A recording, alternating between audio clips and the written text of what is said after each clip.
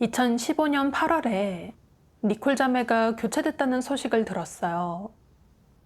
실제 사역도 안 하고 사람들과 명예 이익을 다퉈 형제 자매들 앞에서 파트너를 판단하는 등등 교회 사역에 방해와 교란을 한 게 주 원인이었더라고요.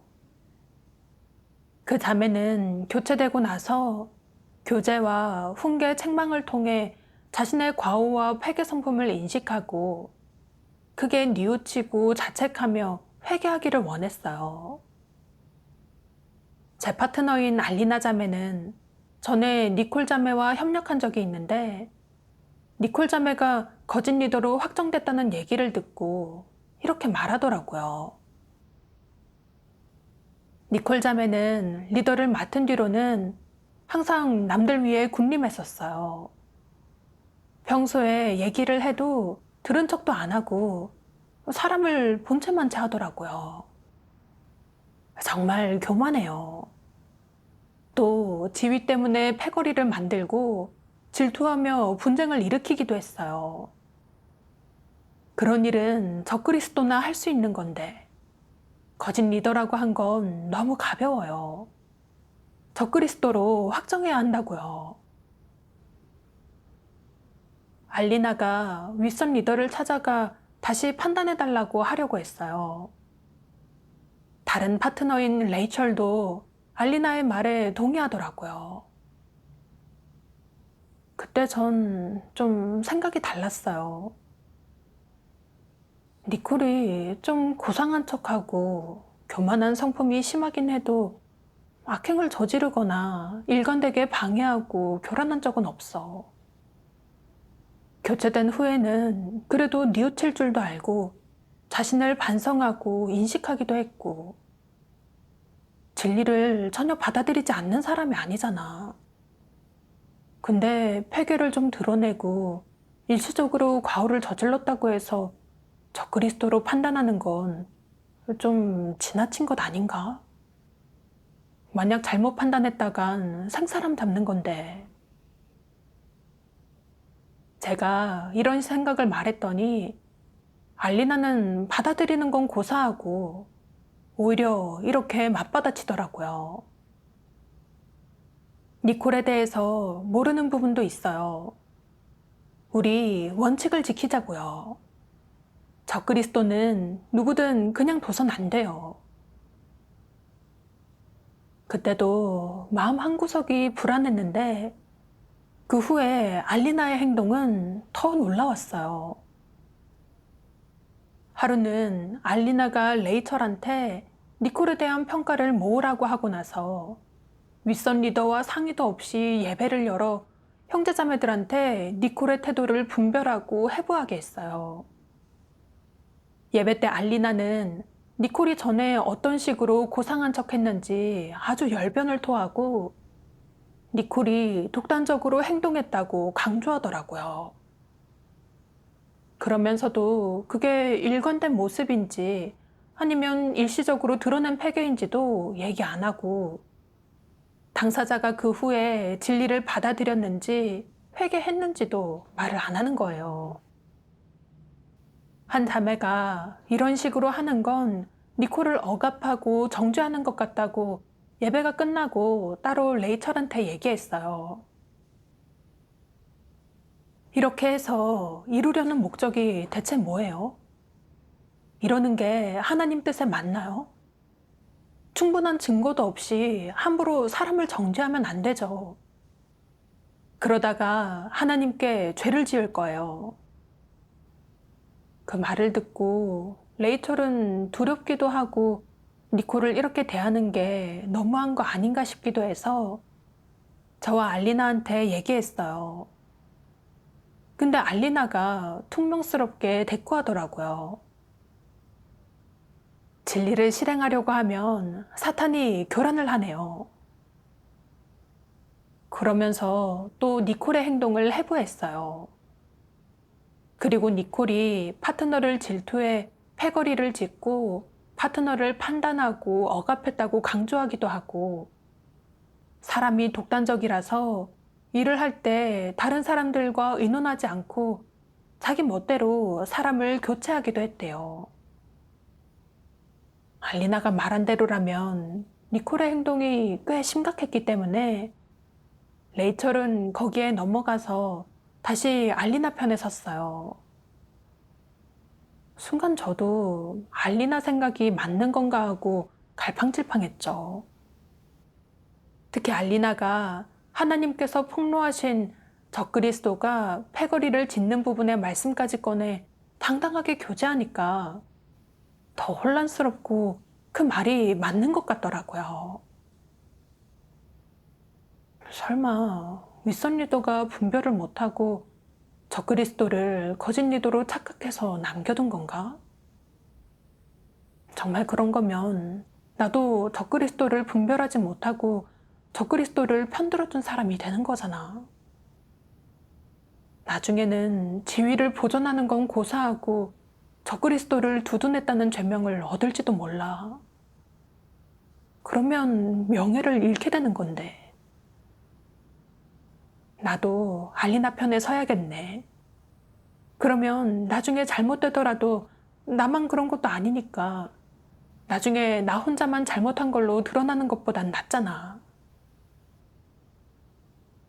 근데 막상 그쪽에 동의하려고 하니까 뭔가 찜찜하더라고요.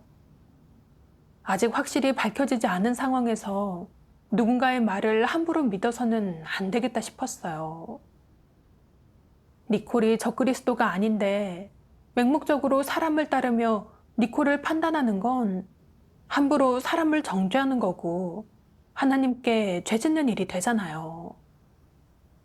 게다가 한 번 저지른 과오는 영원히 지울 수 없기도 하고요. 아무래도 양심에 걸려서 결국 알리나를 따르지 않기로 했어요. 그리고 나서 적그리스도를 분별하는 부분에 진리를 구하면서 하나님 말씀을 봤어요. 적그리스도의 성품이 있는 사람이라고 해도 그를 적그리스도라고 규정할 수는 없다. 적그리스도의 본성 본질을 지닌 사람만이 부정할 여지 없는 적그리스도이다. 이 두 부류의 인성에는 분명한 차이가 있으며 서로 다른 인성에 지배되는 상황에서 진리를 대하는 그들의 태도 역시 같지 않다. 진리를 대하는 태도가 같지 않으면 선택하는 길도 달라진다. 또 선택하는 길이 달라지면 일처리 원칙과 결과 역시 차이가 생긴다. 적그리스도 성품을 지닌 사람은 양심의 작용과 이성이 있고 염치를 알기에 상대적으로 진리를 사랑하는 편이다. 그런 사람은 회개 성품을 드러낼 때 심적으로 질책을 받아 반성하고 스스로를 인식하고 자신의 회개 성품과 자신이 드러낸 회개를 인정할 수 있다. 그리하여 육을 저버리고 회개 성품을 저버림으로써 진리를 실행하고 하나님께 순종하게 된다.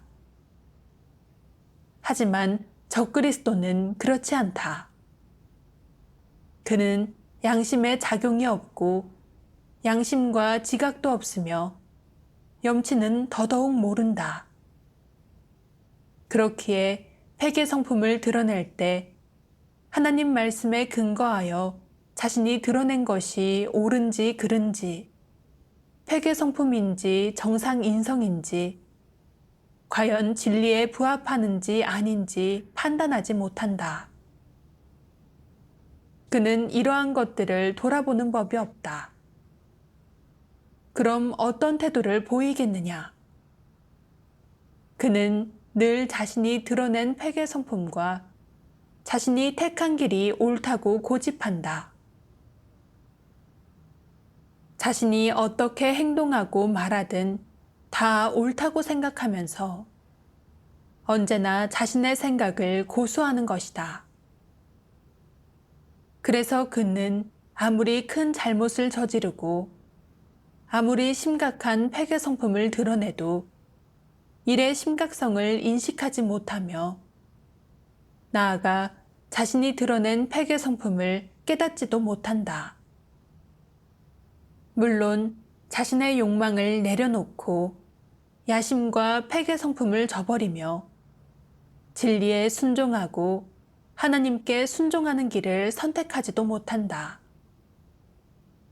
이 두 가지 서로 다른 결과를 볼 때 적그리스도 성품이 있는 사람은 진리를 깨닫고 실행하여 구원받을 수 있는 기회가 있지만 적그리스도 본질이 있는 부류는 진리를 깨닫고 실행할 수 없으며 구원받는 결과에 이를 수도 없다는 사실을 알 수 있다.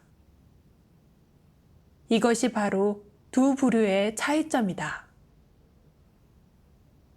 일부 리더 일꾼도 과거에는 수시로 적그리스도의 성품을 드러냈다.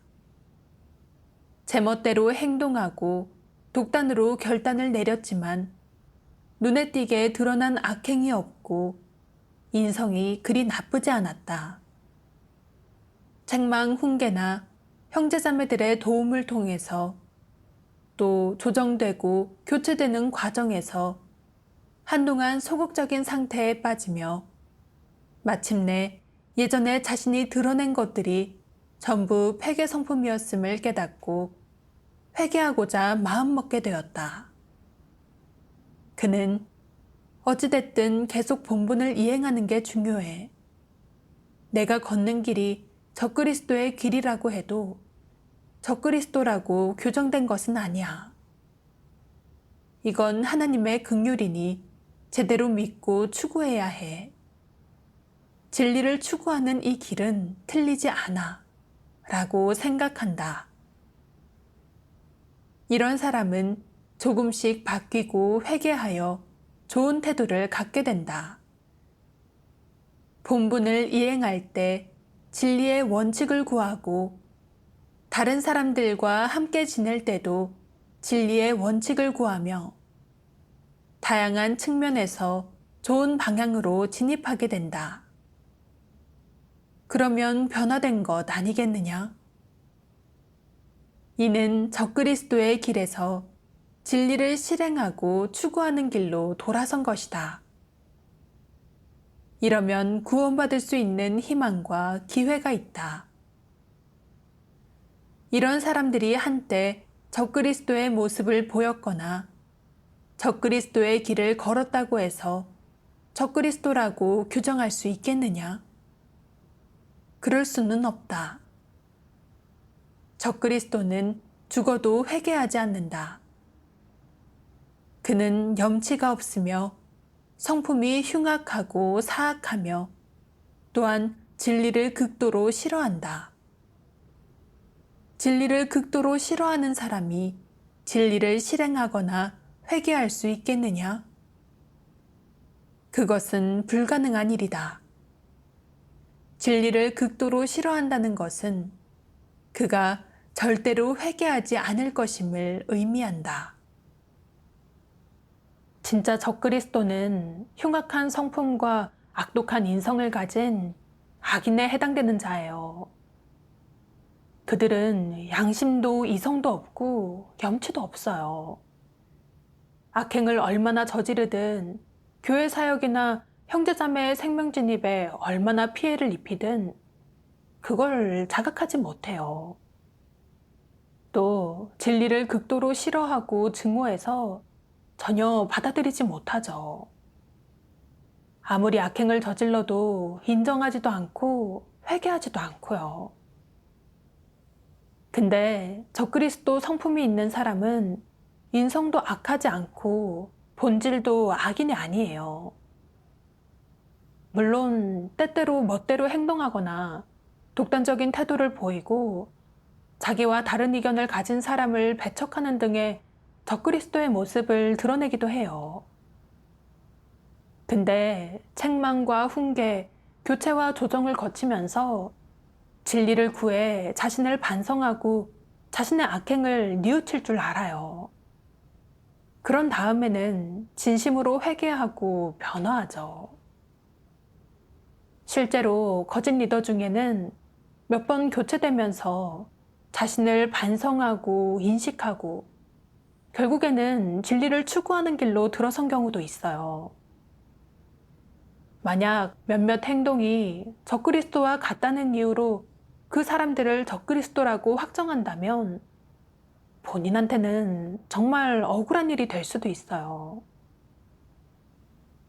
저는 알리나와 형제자매들이 모은 니콜의 태도를 다시 한번 잘 살펴봤어요. 대부분은 성품이 교만해서 다른 사람을 얕본다든가 일처리를 마음대로 한다든가 파트너와 상의 없이 사람을 조정한다든가 하는 패계를 드러내는 경우였더라고요. 또 주변의 형제자매들을 끌어들여 파트너를 판단해서 교회 생활을 교란하기도 했고요.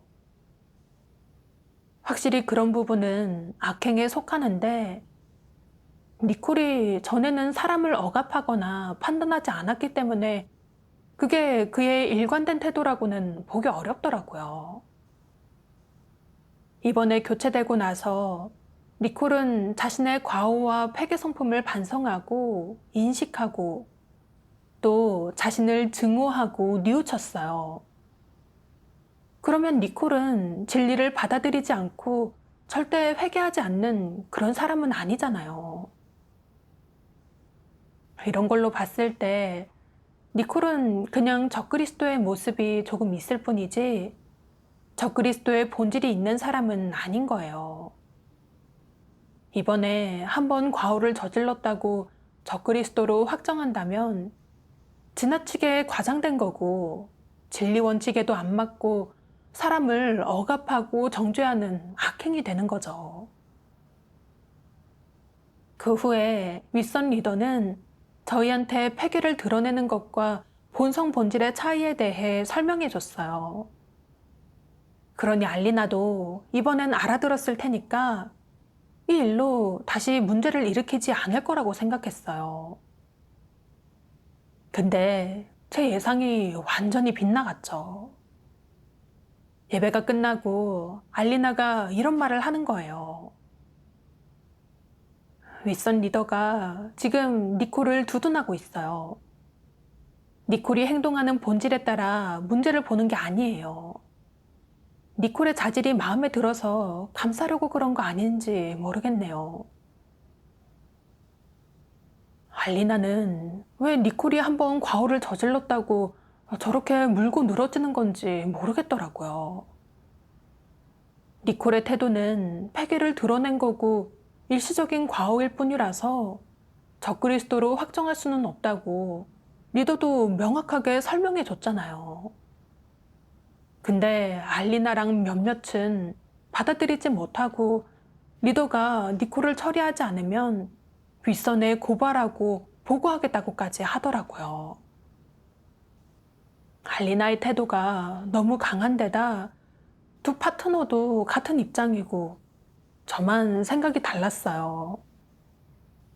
또 갈등이 시작됐죠. 리더의 처리 결과에 계속 동의했다가 나보고 지위를 숭배하고 분별이 없어서 리더가 하는 말만 따라한다고 하면 어쩌지? 근데 내가 저 사람들 생각에 동의하면 멋대로 사람을 정죄하는 거잖아? 그냥 어떻게 분별해야 할지 모르겠다고 해버릴까? 그러면 저 사람들도 내 생각을 모를 거고 분별이 없어서 적그리스도 편에 선다는 소리도 안 들을 거고. 그래서 이렇게 말했어요.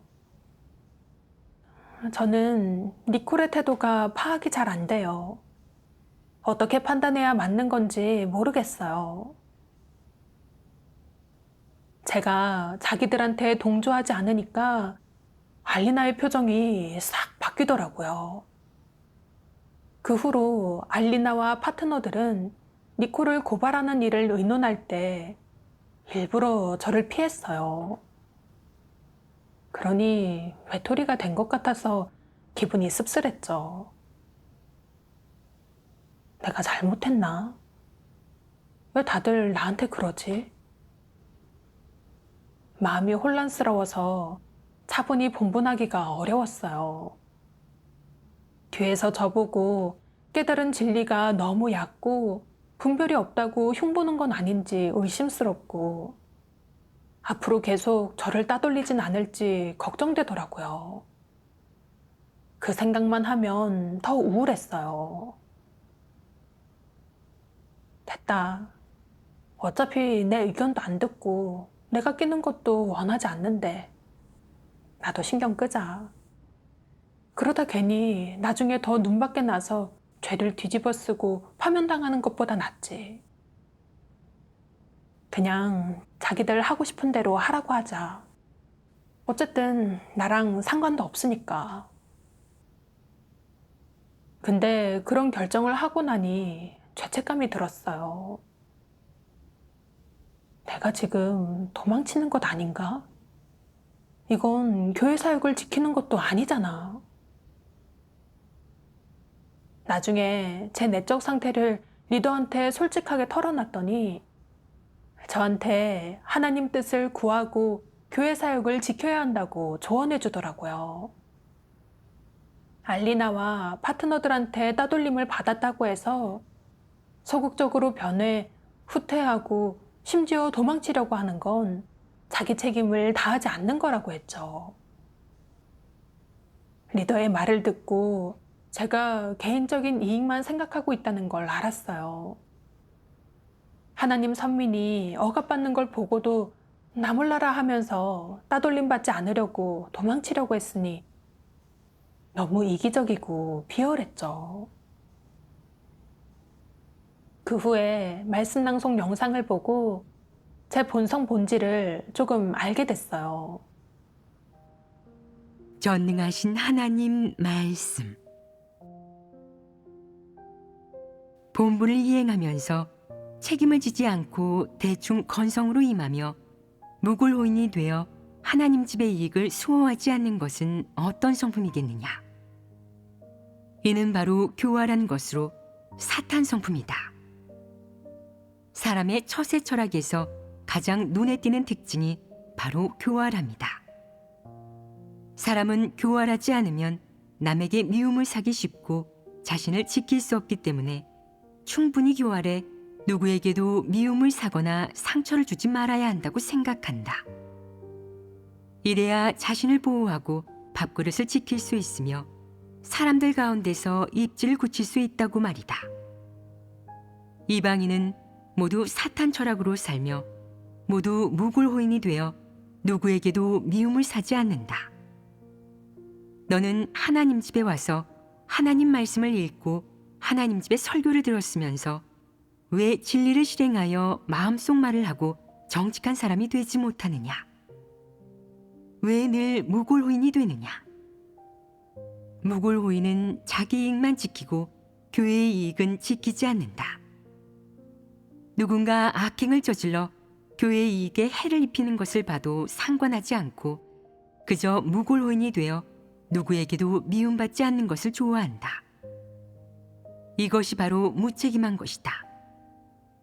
이런 자는 너무 교활하여 믿을만하지 않다.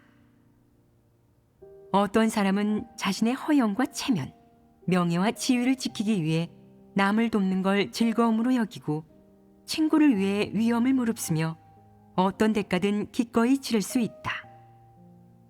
하지만 막상 하나님 집의 이익을 지키고 진리를 지키고 정의를 지켜야 할 때가 되면 그 선의는 모두 사라지고 조금도 보이지 않게 되어 진리를 실행해야 할 때 조금도 실행하지 않는다. 이것은 어떻게 된 일이냐? 자신의 존엄과 체면을 지키기 위해서는 어떤 대가든 치르고 어떤 고통도 감내해도 되지만 실제 사역을 하고 실질적인 일을 해야 할 때, 교회 사역을 지키고 긍정적인 것을 지켜야 할 때, 하나님 선민을 보호하고 그들에게 공급해야 할 때는 어떤 대가든 치르고 어떤 고통도 감내해도 된다는 기백이 왜 사라지느냐? 정말 이해하기 힘든 일이다. 사실 그런 자의 내면에는 하나의 성품이 있는데 바로 진리를 싫어하는 성품이다.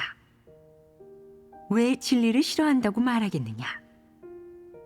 바로 하나님을 증거하는 일, 진리를 실행하는 일, 하나님 선민을 보호하는 일, 사탄의 관계를 깨부수는 일, 교회 사역을 지키는 일과 관련되기만 하면 회피하고 물러서서 올바른 일은 조금도 하지 않기 때문이다.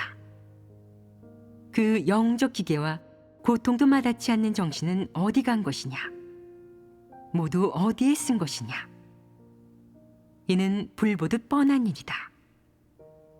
사람들이 이기적이고 비열하게 자신을 보존할 게 아니라 교회 사역을 지켜야 한다고 꾸짖어도 그런 자는 전혀 신경 쓰지 않고 속으로 이렇게 생각한다. 난 그런 일 안 해. 그런 일은 나와 상관없어. 그렇게 해서 내가 명리와 지위를 추구하는 것에 무슨 도움이 되는데? 그런 자는 진리를 추구하는 자가 아니다. 그저 명리와 지위를 추구하기 좋아하지 하나님이 맡긴 사역은 전혀 하지 않는다. 그래서 교회 사역에 그가 필요할 때 회피만 한다. 이는 바로 마음속으로는 긍정적인 것을 싫어하고 진리에 관심이 없는 것이다. 이것은 분명 진리를 싫어하는 태도다. 오직 진리를 사랑하고 진리의 실제를 갖춘 사람만이 하나님 집의 사역과 하나님의 선민이 필요로 할 때 선뜻 나설 수 있다. 또 물러서지 않고 용감히 일어나 하나님을 증거하고 진리를 교제하며 하나님의 선민을 바른 길로 인도함으로써 하나님의 사역에 순종하게 한다. 이것이야말로 책임지는 태도이며 하나님의 마음을 헤아리는 모습이다. 하나님 말씀에 비춰보니까 제가 얼마나 교활하고 간사했는지 알 수 있었어요. 알리나와 파트너들이 니콜을 적그리스도로 확정하려고 할 때 제 생각은 분명 그들과 달랐고 또 그렇게 함부로 니콜을 정죄하는 건 사람을 억울하게 하는 거라는 걸 잘 알고 있었어요.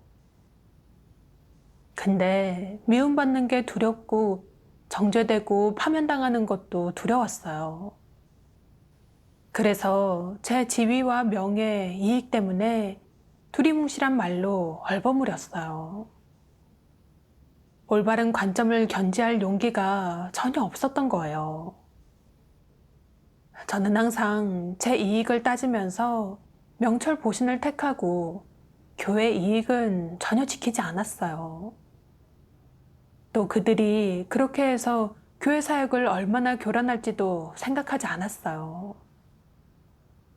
교회 사역과 형제자매들의 생명 진입에 관계되는 큰 일에서 저는 알고도 모르는 척하며 누구한테도 미움받지 않고 누구한테도 상처 주지 않으려고 했어요. 그렇게 지위를 보존하려고 이리저리 눈치를 살피면서 원칙에 위배되는 말을 했어요. 너무 교활했죠. 교활한 것만 아니라 진리를 싫어했어요. 진리를 실행하고 교회 사역을 지키는 일이 정의로운 일이고 긍정적인 일이라는 걸 잘 알고 있어요. 근데 제가 손해를 볼 것 같으면 실행하지 않으려고 하고 심지어 정의를 지키려다가 손해볼 거라는 생각까지 했어요. 이게 긍정적 사물을 좋아하지 않고 진리를 싫어하는 모습이죠. 저는 크게 뉘우치고 자책했어요. 그 후에 윗선 리더가 그러더라고요. 이번에 니콜을 교체하고 나서 알리나가 계속 니콜을 적그리스도라고 고발하면서 기어이 출교시키려고 하는 게 이미 단순히 패괴를 드러내는 범위를 넘어섰다는 거예요. 만약 알리나가 정말 적그리스도를 분별해서 교회 사역을 지키기 위한 건데 단지 정확히 분별하지 못한 거라면 리더가 진리 원칙에 근거해 교제했을 때는 자기 잘못을 인식하고 니콜의 과오를 바르게 대해야 했어야 해요. 근데 교제를 받아들이지 않고 계속 물고 늘어지는 행위는 사람을 억압하고 괴롭히려는 성질을 띠고 있는 거죠. 리더는 저한테 알리나에 대해 조사해서 알아보고 어떻게 된 일인지 살펴보라고 했어요. 근데 막상 사람들을 찾아가서 알아보려고 하니까 또 망설여지게 되더라고요.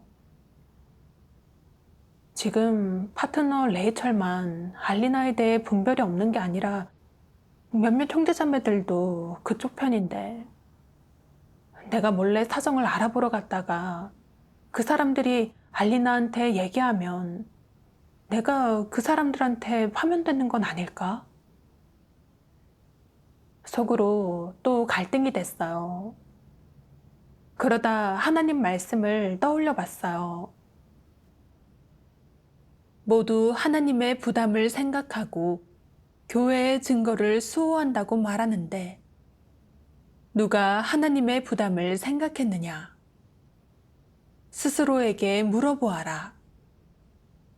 내가 하나님의 부담을 생각하는 사람이냐? 너는 하나님을 위해 공의를 실행할 수 있느냐? 나를 위해 일어나 말할 수 있느냐? 진리를 확고부동하게 실행할 수 있느냐? 사탄의 모든 행위에 용감하게 맞서 싸울 수 있느냐? 나의 진리를 위해 감정에 휘둘리지 않고 사탄을 폭로할 수 있느냐? 내 마음이 너에게서 만족을 얻도록 할 수 있느냐? 결정적인 순간에 내 마음을 내놓았느냐? 너는 내 뜻대로 행하는 사람이냐? 스스로 많이 자문하고 곰곰이 생각해 보아라. 하나님 말씀이 제 마음을 울렸어요. 하나님의 질문을 보면서 제가 바로 소심한 겁쟁이라는 생각이 들더라고요. 무슨 일만 생기면 도망치려고 하는데 제가 어떻게 하나님의 부담을 생각하는 사람이라고 할 수 있겠어요. 교회 사역을 지키지 않은 건 일을 처리하러 갔다가 미움을 사면 저한테 불리해질까봐 두려웠기 때문이에요. 저는 정말 이기적이고 비열한 인간이었어요. 말씀을 보고 깨달았어요. 지금 알리나의 행위로 교회 생활이 교란을 받는데 가만히 앉아서 알리나가 교회 사역에 더 큰 피해를 초래할 때까지 기다리면 안 되는 거죠. 제가 두려움을 느낀 건 하나님에 대해 믿음이 없고 하나님이 모든 걸 다스리신다는 사실을 믿지 않기 때문이었어요. 그래서 항상 남한테 억압받을까봐 두려웠죠. 하나님은 공의로운 분이시고 하나님 집은 진리가 다스려요.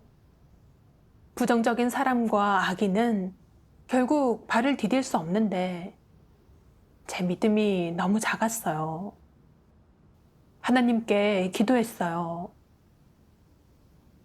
하나님, 저는 지금 너무 두려워요. 일어나서 교회 사역을 지킬 수 있는 믿음을 주세요. 기도를 하고 나서 한 팀장이 떠오르더라고요.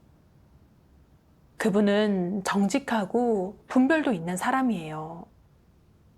그래서 그분을 찾아가 같이 협력해서 이 일을 알아보자고 부탁했죠. 저희는 알리나가 니콜을 적그리스도라고 고발하며 근거로 제시한 몇 가지 태도를 하나하나 확인하면서 정말 놀랐어요.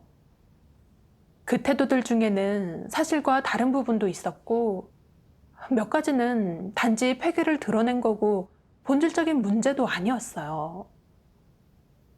알리나가 그걸 근거로 니콜을 적그리스도라고 정죄한 건 고의적으로 사실을 왜곡해서 사람을 억압한 거예요. 그때 사무 집사도 니콜의 일을 계속 물고 늘어지는 걸 보고 알리나한테 악을 행하지 말라고 타이르고 경고했대요. 근데 전혀 듣지도 않고 니콜을 적그리스도로 정죄해야 한다면서 계속 소란을 피웠던 거죠. 알리나가 니콜을 너무 증오하면서 반드시 출교시켜야 한다고 고집을 부리니까 저희는 두 사람이 협력했던 상황이 어땠는지 알아봤어요. 둘이 협력할 때 니콜은 자질과 사역 능력 면에서 다 알리나보다 나았어요. 그러다 보니까 윗선 리더가 여러 가지 중요한 사역들을 니콜한테 맡겼죠. 그러니 알리나는 니콜한테 밀렸다고 생각해서 질투하고 불만을 품은 거예요. 게다가 본인의 사역에서 생긴 문제를 니콜이 자주 지적하니까 자기를 무시한다고 생각해서 앙심을 품고 계속 복수할 기회만 노렸던 거고요. 그러다 이번에 마침 니콜이 원칙을 어겨서 거짓 리더로 드러나니까 이 기회에 니콜을 적그리스도로 확정해서 출교하려고 했던 거죠.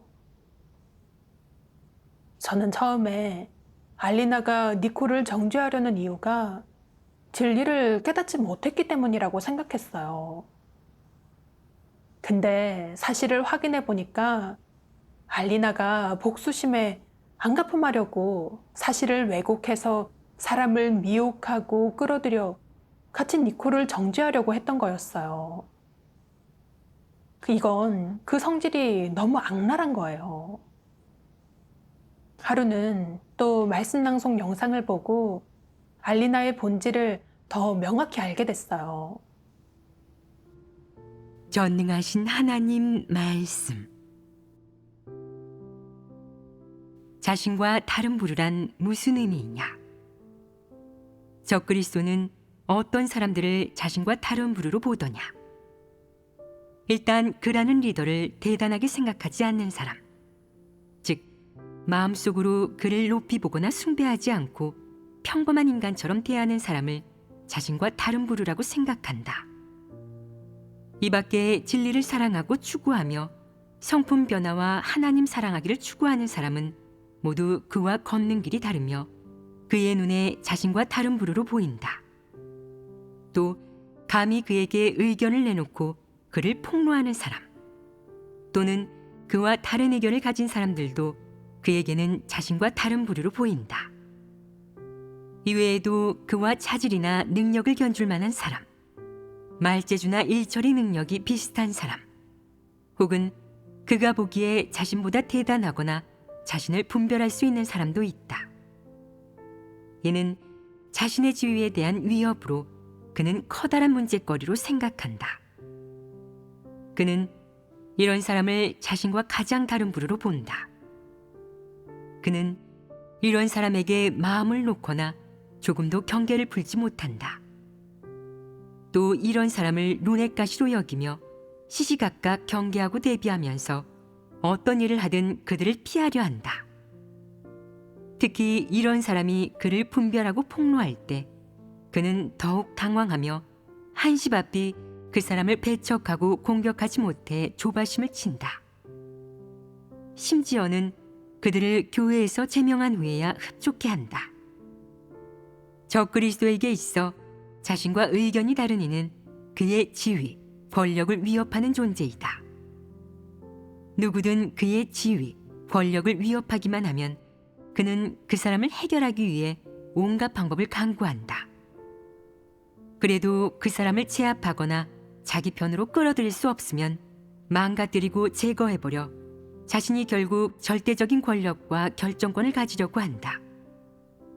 이것이 바로 적그리스도 부류의 사람이 지위와 권력을 지키기 위해 주로 사용하는 수단, 즉 자신과 의견이 다른 이를 공격하고 배척하는 것이다.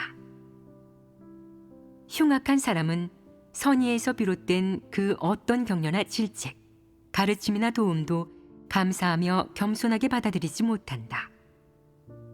그는 수치심에 분노를 터뜨리면서 극단적으로 상대를 적대시하고 증오한다. 심지어는 복수심도 생긴다. 물론 그가 누군가를 증오하여 복수하게 된 것은 그들 사이에 원래부터 원한이나 어떤 충돌이 있었기 때문이 아니다. 상대가 그의 잘못을 폭로했기에 원한을 품은 것이다. 여기에서 누구든 예전에 그와 어떤 사이였든 그를 폭로하는 순간 그의 원한을 사고 그의 복수를 마주하게 된다는 사실을 알 수 있다.